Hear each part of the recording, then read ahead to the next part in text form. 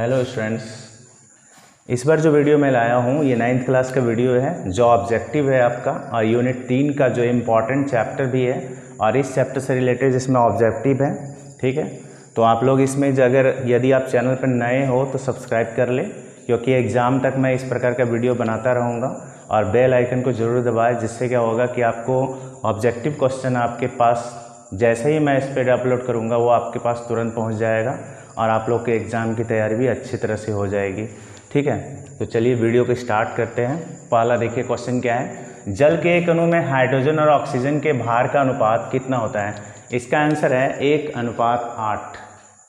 1:8। दूसरा देखिए, जल के अणु में प्रयुक्त तत्वों के परमाणुओं की संख्या का अनुपात। इसमें कह रहा है जल के अणु में, क्वेश्चन को आप समझना भी है, केवल रटना नहीं है। सबसे पहले देखिए, जल के एक अणु में हाइड्रोजन ऑक्सीजन के भार का अनुपात। तो जल का अगर हम सूत्र लिखते हैं, जल का फॉर्मूला लिखते हैं, तो जल का फॉर्मूला ही तो एक काम करते हैं, इसको पढ़ाने के बाद इसका ऑब्जेक्टिव पहले आपको बता देते हैं, फिर ये जिसमें टॉपिक जो आ रहा है उस टॉपिक को मैं क्लियर कर दूंगा, तो उससे आप निकालने भी सीख जाएंगे। ठीक है, पहले इसको समझ लीजिए।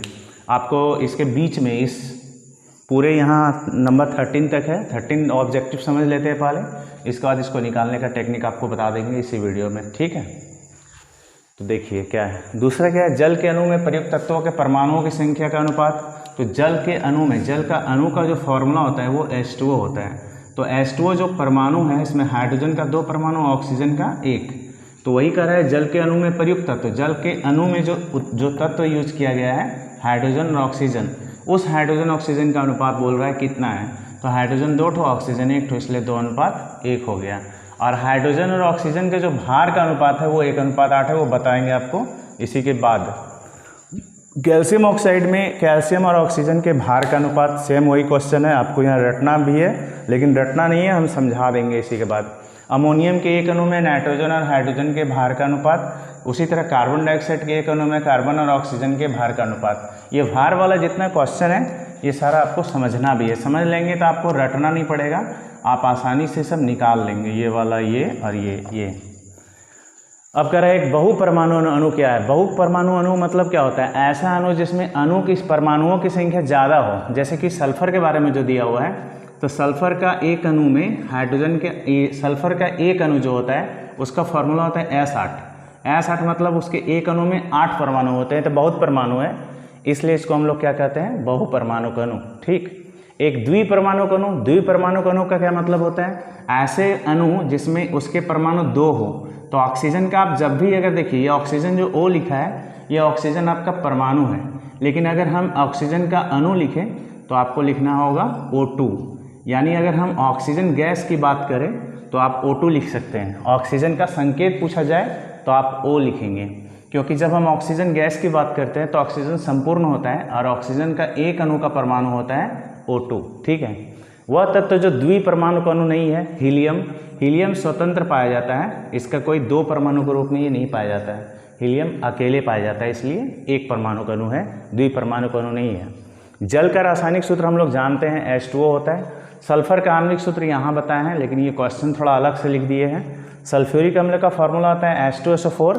बेकिंग पाउडर, जिसको हम लोग खाने वाला भी सोडा बोलते हैं, तो इस खाने वाले सोडा का फॉर्मूला होता है NaHCO3। आपका इसी क्वेश्चन को रिपीट कर सकता है अलग तरीके से कि बेकिंग सोडा का रासायनिक नाम क्या है, तो आपको बोलना है सोडियम हाइड्रोजन कार्बोनेट। देखिए, सोडियम हाइड्रोजन कार्बोनेट। ठीक, इसके बाद अब आगे वाला वीडियो में इसके बाद वीडियो नहीं, इसी के बाद जस्ट 13 नंबर के बाद जो बताएंगे वो परमाणु द्रव्यमान के अनुपात के बारे में बता रहे हैं। ठीक है, तो देखिए परमाणु द्रव्यमान के आधार पर देखिए, समझिए इसको। अभी पूछा जा रहा था, क्वेश्चन क्या है, जल के अणु में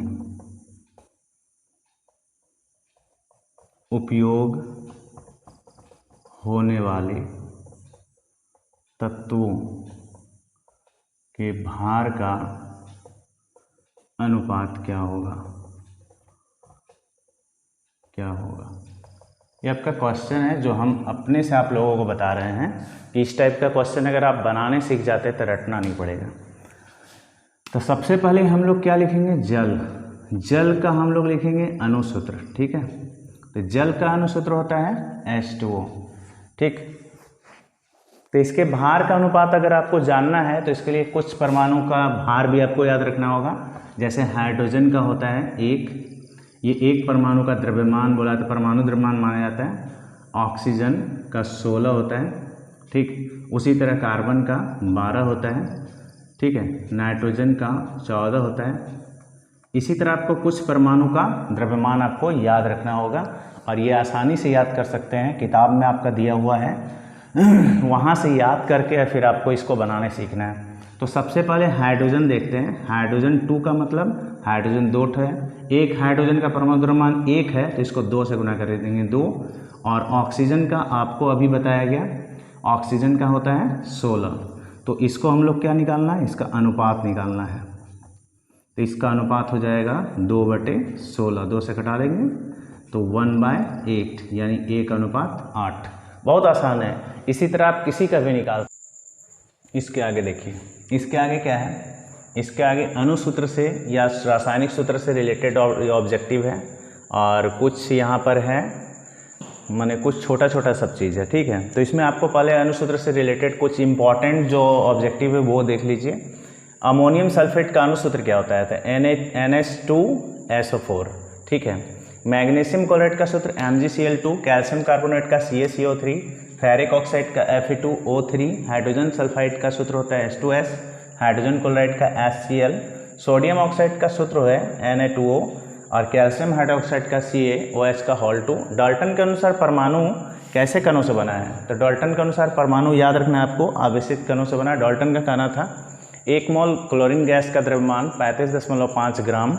तो इस द्रव्यमान को याद रखना है आपको। मोल से रिलेटेड अगर द्रव्यमान कहीं पूछा जाए, मोल से मोल और द्रव्यमान, तो इसको हम लोग बोलते हैं मोलर द्रव्यमान। जल में कितना प्रतिशत हाइड्रोजन है, तो परसेंट निकालने भी आप लोगों को सीखना है। इसके बाद हम परसेंट निकालने सिखा देंगे, अणुसूत्र लिखने सिखा देंगे। आपको सीखना है इसलिए क्योंकि ऐसे तो रट लेना है बहुत आसान, लेकिन अगर आप सीख लेते हैं तो आपको बहुत ही काम देगा।